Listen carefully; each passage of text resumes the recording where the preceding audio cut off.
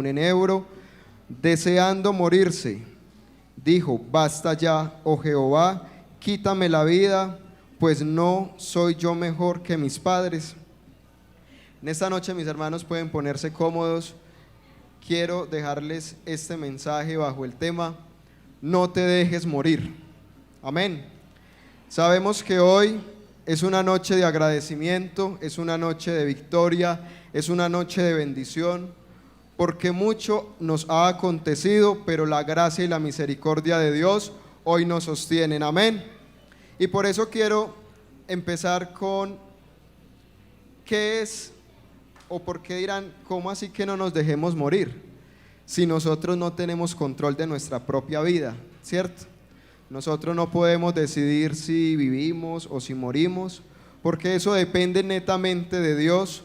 Pero a lo que quiero llegar con esto es: hay situaciones que nos hacen vivir muertos estando vivos. Hay cosas que damos por muertas estando vivos. ¿Y a qué quiero llegar con esto? Si nos vamos al significado de muerte, morir significa dos palabras: fin de la vida, y es un suceso irreversible. Nadie puede después de la muerte decir yo morí y viví, o no lo hemos visto en este tiempo de decir yo estuve muerto ayer y ya hoy estoy aquí. Entonces es un fin a la vida y es un suceso irreversible. Pero vienen dos puntos importantes, y es: no nos podemos dejar morir porque Dios es vida. Y si Dios es vida, nosotros no tenemos por qué dejarnos morir basada en las diferentes situaciones. Ahora, nosotros nos dejamos morir cuando le damos fin a nuestros propósitos. Hoy en día vemos y presenciamos que ya todo lo que no se nos da en el momento que queremos, damos por sentado de que ya terminó, de que ya murió. Si iba con el propósito de sacar un crédito para mi casa y me lo negaron, entonces hasta ahí llega el propósito de tener casa. Si yo iba a montar un negocio y los primeros 3 meses puede decirse que no me fue bien, no fue la manera de la que yo quería, entonces decimos: no, yo no nací para los negocios. Si pasamos por un proceso económico, entonces nos cuestionamos: Señor, ¿yo qué estoy haciendo? Señor, ¿qué está pasando con mi vida? Y empezamos a darle fin a nuestros sueños, a nuestra vida, y todo lo que nos mantiene vivo es todo aquello lo que podemos anhelar. Sabemos que físicamente tenemos órganos que nos permiten estar vivos, pero los momentos que llegan a nuestra vida son aquellos que nos permiten vivirlos. Amén. Entonces, de esta manera de no dejarnos morir, quiero que entremos un poco a qué es lo que a hoy la sociedad nos está llevando a que vayamos muriendo lentamente. Hay 3 aspectos importantes: nos matan las emociones, el tiempo y la comparación. Ya hoy en día ya uno no escucha a los jóvenes, o no escuchamos que digan: no, es que el joven se apartó porque pecó, porque tuvo esto con esta persona, el joven, no sé, se emborrachó. No, ya hoy en día uno escucha: no, yo me fui de la iglesia porque me señalaron, yo me fui de la iglesia porque realmente nunca me tuvieron en cuenta en un ministerio, yo me fui de la iglesia porque tuve un inconveniente con mi hermano, y empezamos a poner peros emocionales que se vale tenerlos, se vale sentirlos, pero que el enemigo encontró el punto débil de la humanidad. Ya hoy en la sociedad ya no dan abasto los psicólogos, no dan abasto los psiquiatras, porque todo el mundo requiere ya citas con todos estos especialistas y profesionales, porque todo el mundo, para solucionar su problema de hogar, de familia, de relación, de trabajo, de temperamento, ya deben de buscar a estos profesionales porque solos no pueden. Entonces todo este tipo de emociones nos están matando.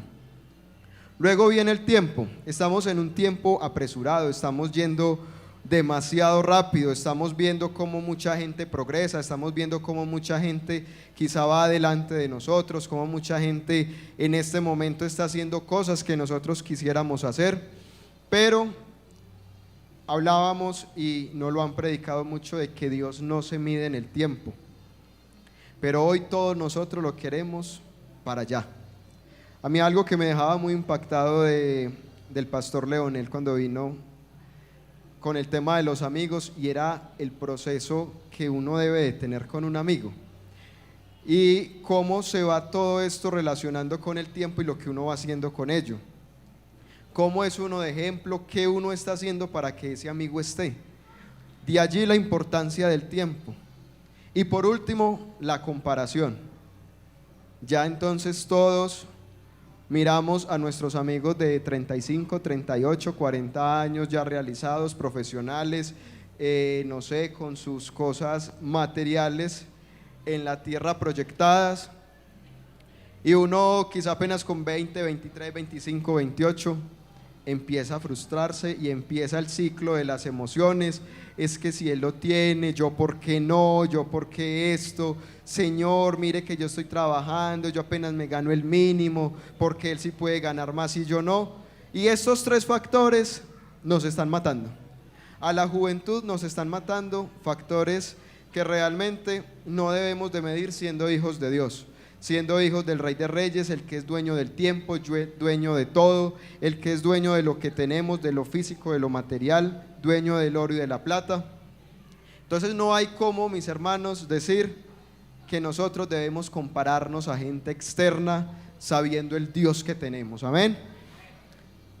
Ahora, entrando un poco en los temas que tocamos, hoy en este culto el ministerio tuvo a bien tener el propósito de agradecer y reconocer, y yo quiero que en esta noche todos nos centremos en su 2024.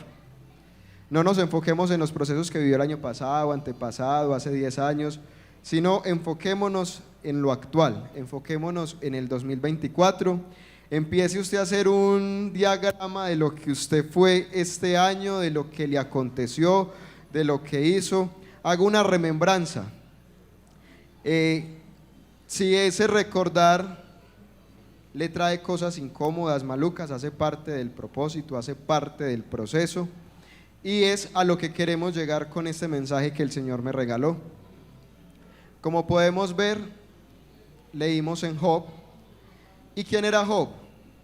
Todos conocemos la historia de Job, que era un hombre perfecto, recto, temeroso de Dios y apartado del mal.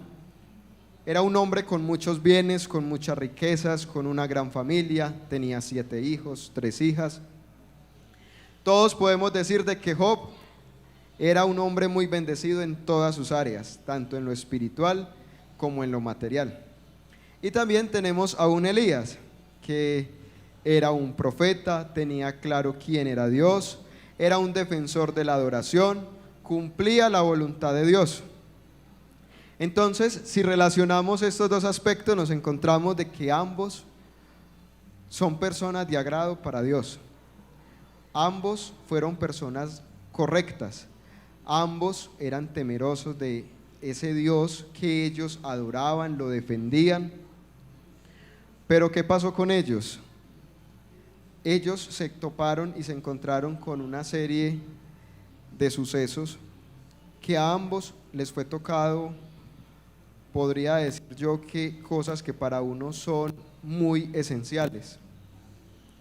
Dentro de ellas, sabemos que a Job le fue tocada su familia, su economía y su salud, y que en este caso Elías salió huyendo de Jezabel por lo que él ya sabía que le iban a hacer, y se fue huyendo por el temor o el peligro que corría.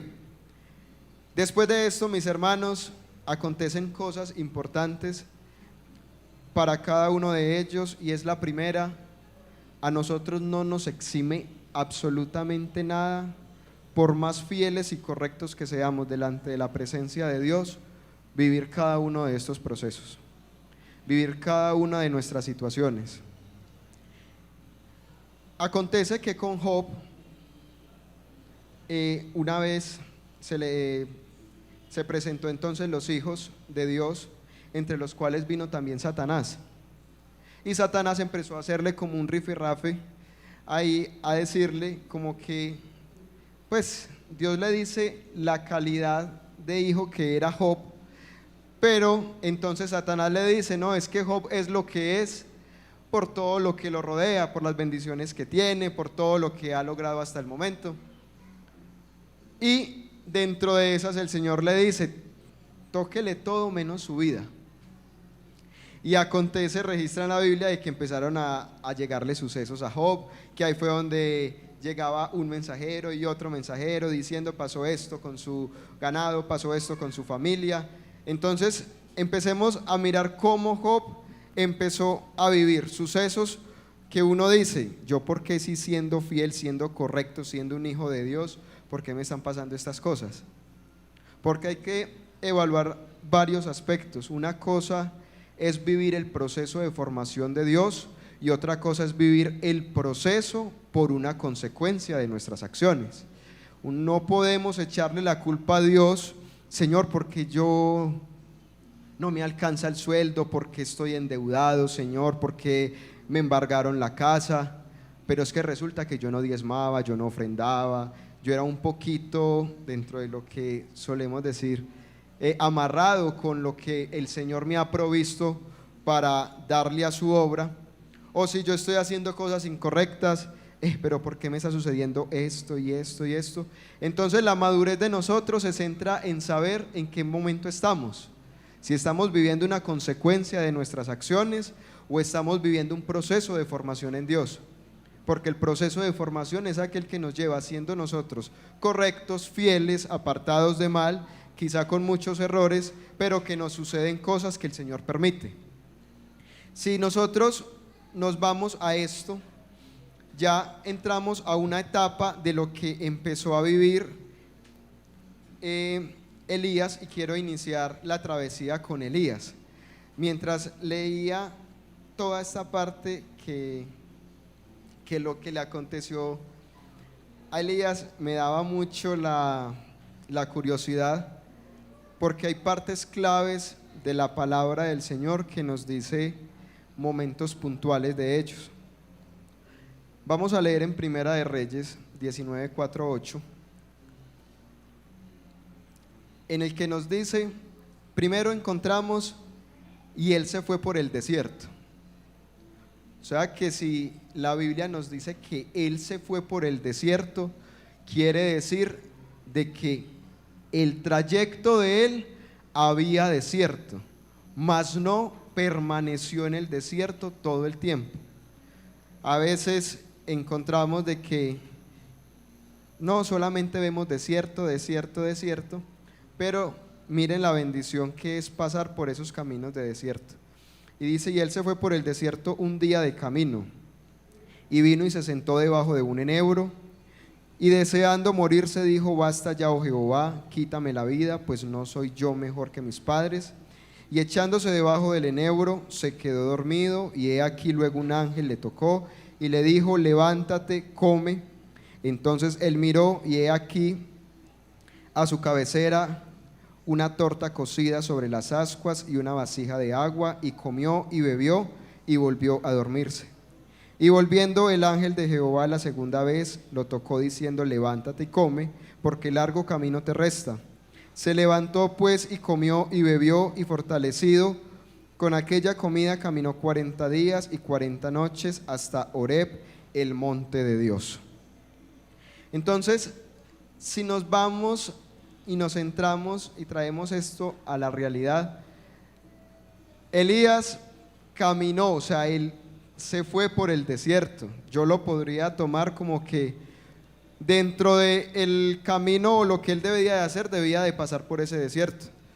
Nosotros nos ha pasado de que hay caminos que pasamos y son muy oscuros, y uno dice, si yo paso por ahí me van a atracar, si yo paso por ahí, y uno se mete el celularcito donde no, es que por aquí me lo voy a guardar porque aquí sí me van a atracar, me raquetean y ahí no lo encuentran.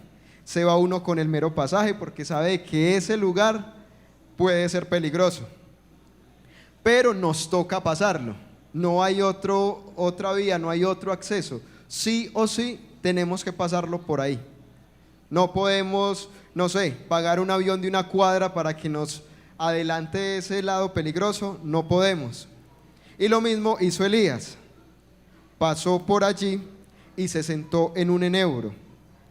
Se dice que el enebro es un árbol muy grande en medio del desierto, y allí fue donde él encontró ese descanso. Pero en medio de ese descanso le dijo al Señor, como que Dios, ya, basta, me quiero morir. Y en esto lo quiero traer en relación con nosotros, y es que si ya todos hicieron el análisis del 2024, yo puedo decir de que aquí empezamos todos los Elías. Ustedes lo vieron, la iglesia lo vio, y todos fuimos, más que ser procesados, fuimos llevados a una enseñanza. Porque cuando dice el versículo 8 de que fueron llevados a el monte de Oreb, allí suceden varios acontecimientos, y es lo que quiero que yo en esta noche ustedes se guarden en el corazón, y es que empecemos a definir cuál es nuestro momento. Si estamos agradecidos, si estamos en el proceso, o si ya tenemos esa victoria. Si tú reconoces tu proceso, créame decirte de que no vas a morir, no te vas a dejar morir, porque esa circunstancia no te va a tocar, no te va a mover. Pero empezamos a hacer este recorrido, y para mí en lo personal este año ha sido un año muy difícil. Podría decir o asegurar de que ha sido uno de los años más difíciles, pero el Señor, todo lo que hizo, todo lo que encaminó, era parte de una enseñanza. Con el ministerio que este año el Señor me permitió estar, yo quedo asombrado, porque, o sea, era como si literalmente estuviéramos todo el tiempo como en un campo abierto a todo tipo de batalla. O sea, no éramos ni parándonos de la primera para que viniese la segunda, y la tercera, y la cuarta, y la quinta. Eso nos fue tocado la enfermedad, nos fue tocada la economía, nos fue tocada las emociones, nos fue tocado la estabilidad, nos fue tocado absolutamente todo. Y uno, cuando hablábamos como ministerio, decíamos, pero, o sea, ¿qué está pasando? ¿O qué realmente nos está llevando allá? No sé si tienen ustedes ahí la foto, los chicos de medios digitales, una fotico que quiero compartir con ustedes. De pronto la iglesia no se acuerda, pero para mí este mensaje hoy, esa foto era el inicio de lo que uno a veces no sabe qué va a suceder. Cuando esto acontece a inicio de año, yo me acuerdo que fue la primera oración que hicimos como ministerio con toda la iglesia. Y yo me acuerdo que ese día hubo un derramamiento del Espíritu Santo impresionante acá en la iglesia. Y yo le decía a los muchachos, yo me asombro y yo quedé ese día como preocupado, quedé asustado, porque por uno oran y le ungen su cabeza, le ungen la espalda, pero ese día nos cercaban a nosotros y yo sentía manos hasta en los pies. Y a todos nos fueron rodeando y nos tocaron la cabeza, la espalda, los pies, las manos, que incluso yo creí y pensé, yo dije, este año voy a morir. Porque para que estén como en ese clamor tan, no era una oración, era un clamor. Y todos llegábamos a la misma conclusión, pero ¿qué está pasando? Y resulta que esta oración iba ligada a revestidos, porque si no estábamos revestidos, nos íbamos a morir. Y no realmente físicamente, o quizá físicamente, pero lo que quería el enemigo con nosotros, con los jóvenes de la iglesia, era enloquecernos, matarnos y sacarnos. Pero gracias a Dios, con su propósito divino, que nos va guiando en ese camino. Así como Elías nos fue llevando por medio del desierto, no permanecimos en él, Porque una cosa es estar en el desierto y ver que todo es tocado, que me enfermé, me echaron, no tengo plata, me sacaron de la casa, me embargaron, hice infinidad de cosas. Eso sí es un desierto. Pero una cosa es usted irlo atravesando y de que bueno, en este momento, estos 3 primeros meses, me tocó la economía, una racha impresionante. Pero tenía salud en mi hogar, tenía mi familia unida, tenía mi ministerio bien. Luego a los otros 3 meses, no, ya fue tocada la salud, pero encontré trabajo. Eso es ir atravesando y guiándonos el Señor en medio de cada paso que dábamos por ese desierto. Pero llegan puntos en nuestra vida, y yo sé que este año llegaron puntos en los que nosotros dijimos, ya no quiero más.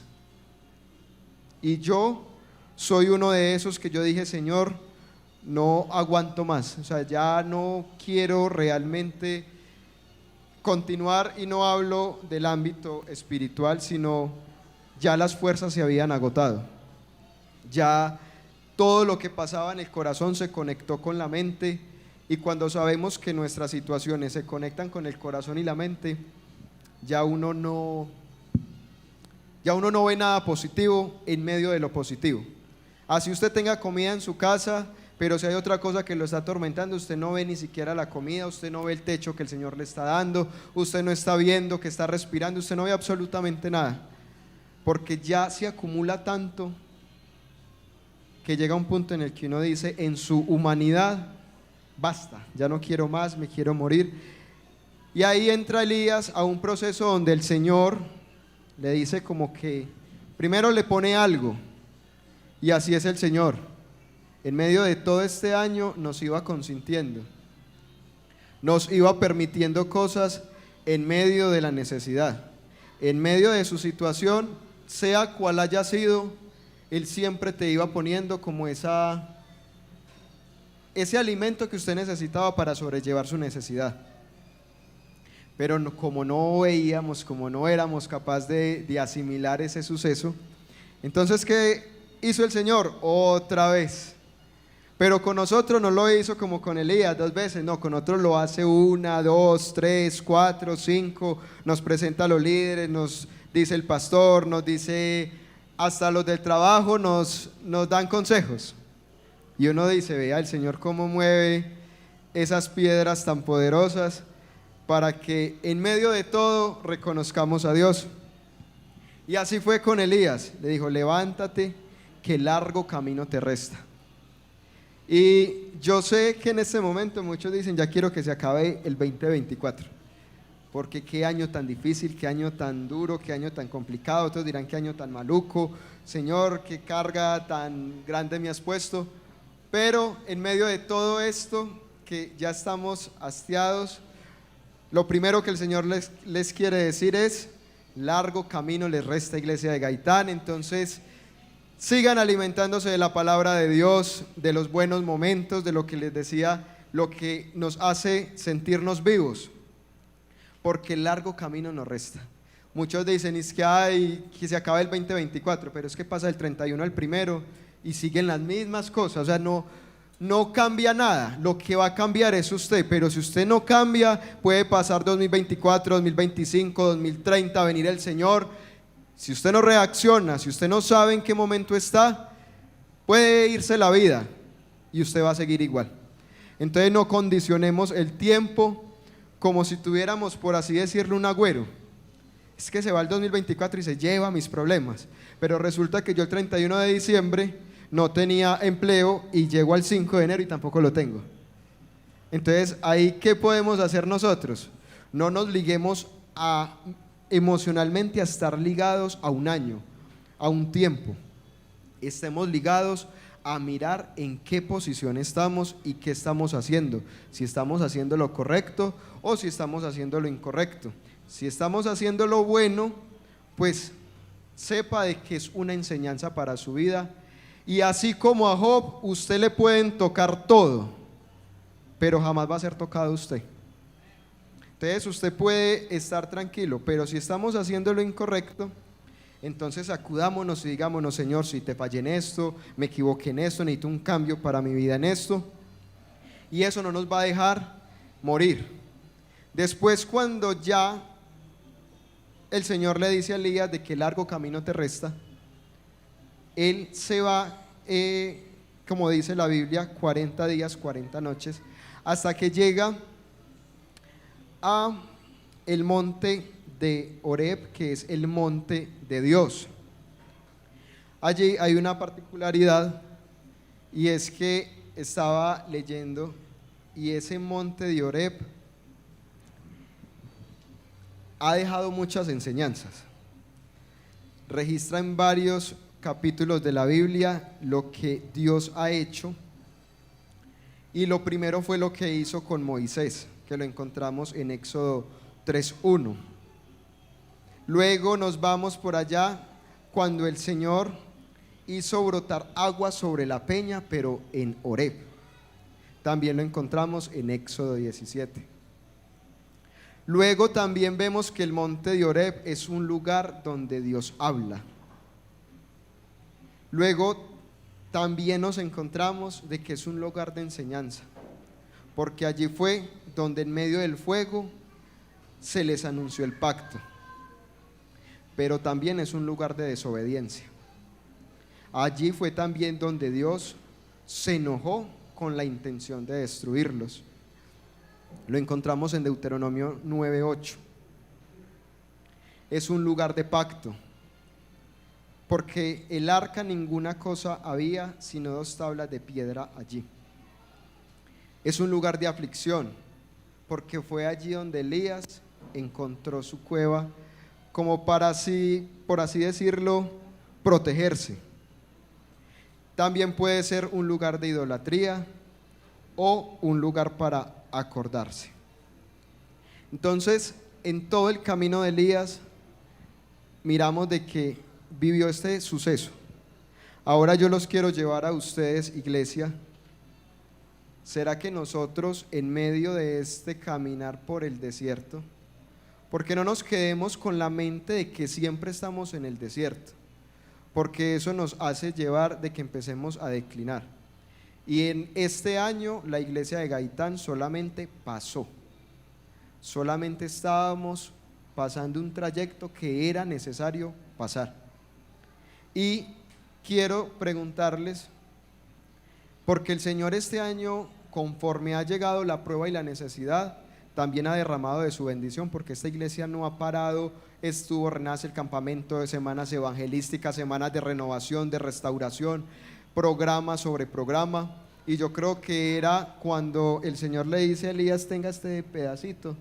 Sino que a veces nosotros queremos el derramamiento del Espíritu Santo, estar gritando, saltando, pero lo que realmente a nosotros nos hace hijos de Dios y permanecer en medio de todo esto no es lo que nosotros saltemos, no es lo que nosotros brinquemos, sino lo que hay en nuestro corazón. Es lo que nos va a ayudar a permanecer, es lo que nos va a ayudar a que ese trayectico, porque puede que Elías pasó 40 días y 40 noches y usted lleva 340 días, no sé cuántos días van del año, 350, porque puede ser que mucha gente pasó en este momento Valle de la, pasó Renace, pasaron las semanas, pero sigue con su diagnóstico. Puede seguir con sus afectaciones económicas, puede apenas estar saliendo de ella o apenas puede estar empezándolas. Pero que en medio de todo eso entendamos de que en qué momento estamos. Entonces, si ya atravesamos todo eso, si usted ya lloró, si usted ya sufrió, usted ya vino aquí a postrársele al Señor, usted ya le dijo: Señor, es que no tengo que comer, no tengo que hacer, Señor, ayúdeme. Y eso hicimos una cosa y la otra, y ya estamos en el monte, en ese monte de Horeb. ¿Usted en qué posición está en este momento? ¿Cómo está usando usted ese monte? De protección, de recuerdo, de aflicción, de pacto, de desobediencia, de enseñanza, porque eso sucede. A veces pasamos por ese desierto y se nos vuelve ya un paisaje estar pasando por ahí, que entonces nos gusta estar vaya y vuelva, vaya y vuelva, vaya y vuelva, pero en el mismo desierto. porque no sabemos aprovechar a Dios en el momento ideal. Dios es un Dios misericordioso y yo le pido mucho a Dios de que siempre, siempre mantenga esa misericordia con cada uno de nosotros y que no vaya a coger ira contra mí. Yo digo, Señor, si usted me está exhortando por algo, exhórteme, pero no permita de que su exhortación ya sea con ira, sino que yo pueda ver su exhortación con amor, porque una exhortación con ira de Dios, creo que es uno cerrarse una puerta muy grande a lo que uno realmente busca y anhela, porque todo el mundo está en este momento desbocado buscando una palabra, buscando una solución, y lo más triste es que nosotros, teniéndola, estamos cogiendo la banca y nos vamos pero hacia afuera.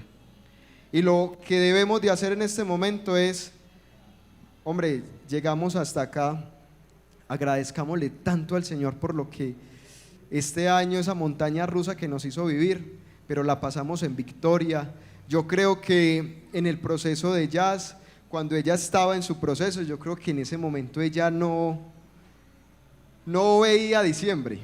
O sea, ella no pensaba en diciembre sino en ese momento, pero estamos en diciembre y vemos aquí todo el propósito de Dios que tenía con eso. Lo mismo para Liz, lo mismo para Mari, para Kelly, para Andrés.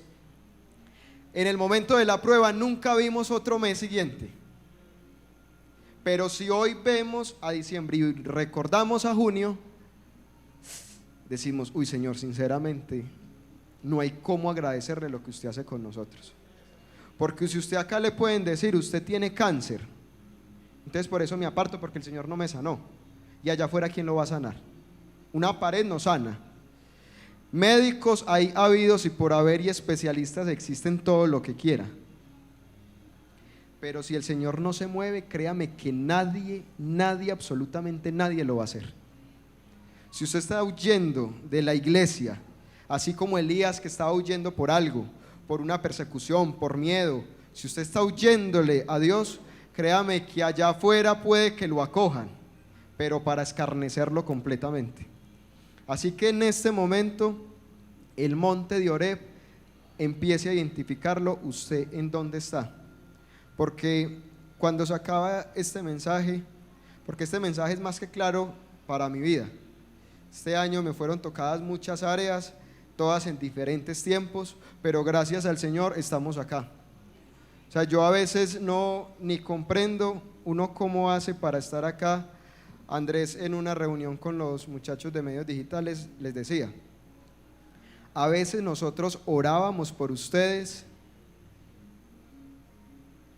con nuestra situación, incluso la misma, y dando palabras de aliento cuando no las teníamos para nosotros, dando ánimo. A veces quizá uno daba para algo y se quedaba uno sin eso.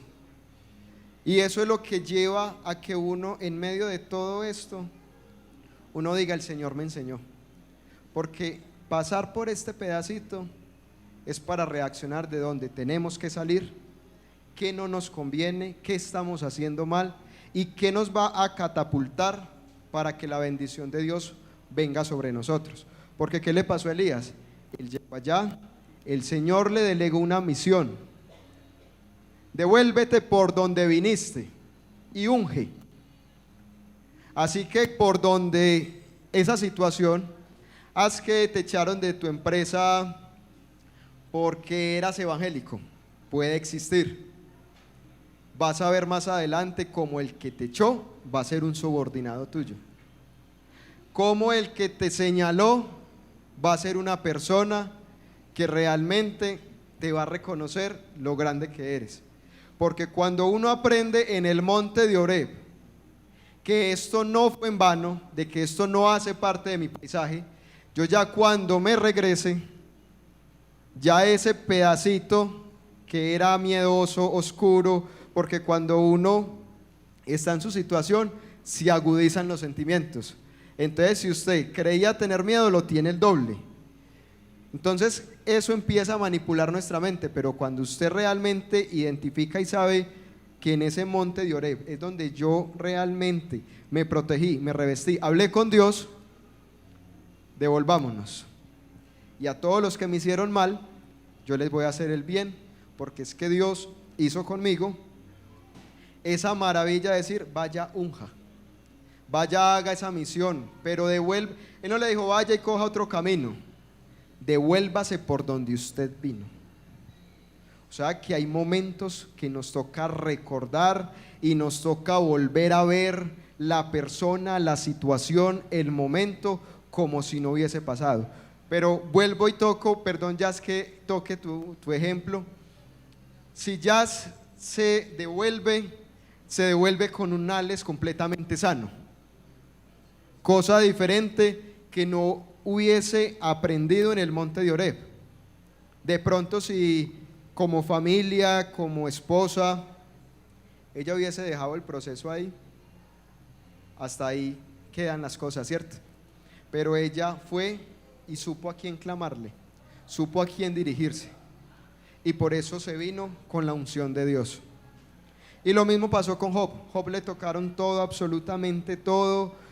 Job, sinceramente, uno que se le mueran los hijos, se le quiten las riquezas, quizá la posición, se le acabe todo. Si uno se queda sin trabajo un mes y, Dios mío, uno es Señor. Yo creo que de las cosas que uno le pueden pasar es quedarse sin trabajo, porque es que del trabajo dependen muchas cosas. Depende de nuestra economía, nuestra estabilidad, y buscar trabajo es complicado, estar en un lado, en el otro, que si te aceptan una entrevista, que la otra. Ahora imagínese a él que le quitaron todo, hasta la familia se la quitaron, pero él lo único que dice es, Jehová dio, Jehová quitó, sea el nombre de Jesús alabado. Entonces, en medio de esta situación, para ir concluyendo, jóvenes, yo creo que hay mucho por qué agradecer en este momento y hay mucho por qué sonreír. Era necesario que tú pasaras por este pedacito del desierto como pasó Elías. Elías pasó por decisión propia, y yo creo que todos los que vivimos este año situaciones, fueron esas situaciones que nos fueron ciñendo y que realmente fue nuestra decisión, porque teníamos que pasar por ahí. Si yo no hubiese pasado por ahí, no hubiese visto cosas que tenía que ver realmente. Entonces, aprenda de estos dos grandes hombres de Dios. Si usted ya vivió, si usted ya se gozó este proceso, y hoy a diciembre ya había enero, febrero, marzo como nada, dele gracias a Dios. Si usted en este momento está no estoy ahí luchando, es que en este momento se me terminó esto y también me echaron del trabajo y adicional a esto se me complementó con esto, entonces no te preocupes, porque es que realmente si usted es correcto, fiel a Dios y apartado del mal, es necesario que atravieses ese desierto. Entonces, quiero que en esta hora nos coloquemos sobre nuestros pies y vamos a hacer una oración muy especial. Yo quiero invitar al ministerio de jóvenes a este lugar, porque yo sí les quiero decir algo, muchachos. A veces uno no tiene en cuenta lo que cada uno de ellos o de nosotros hacemos. Somos conscientes de que cada uno tenemos nuestro temperamento, empatizamos con unos, con otros no. Pero si a ustedes les hubiese tocado ver lo que cada uno nos tocó vivir, yo creo de que habría tanto para agradecerles. Yo no quiero que les agradezcan para vanagloriarlos, sino de darle gracias a Dios, porque fue un ministerio que este año el Señor dispuso para su iglesia, dispuso para su juventud, y que en medio de todo nos sacó adelante. Realmente mucho agradecimiento con mi líder, muchas enseñanzas me dejó. Su proceso es de realmente un líder en Dios, un siervo en Dios. Alzó mis manos cuando yo no tenía fuerza. Alcé las de Él cuando Él no tenía. Realmente este año me ha dolido mucho, pero como dijo Job, Jehová dio, Jehová quitó, pero sea el nombre de Jesús alabado siempre, porque sé que por fuera yo no tendría la solución que en el momento tengo. Cuando hacía este mensaje me acordaba de todo lo que hablaba con Andrés, de lo que nos tocó vivir, de lo que Jazz le tocó presenciar con su esposo, de Kelly, de Liz, de Brian. Hermano, sinceramente este ministerio, o sea, hemos trabajado en muchos ministerios, pero el de este año fue guerreársela. Y como iglesia yo creo que debemos un agradecimiento a ellos. Puede que algunos no alcanzamos a visitar, algunos no alcanzamos a llamar, pero nuestro propósito siempre fue tenerlos unidos. Nuestro propósito siempre fue orar por ustedes y así lo hicimos.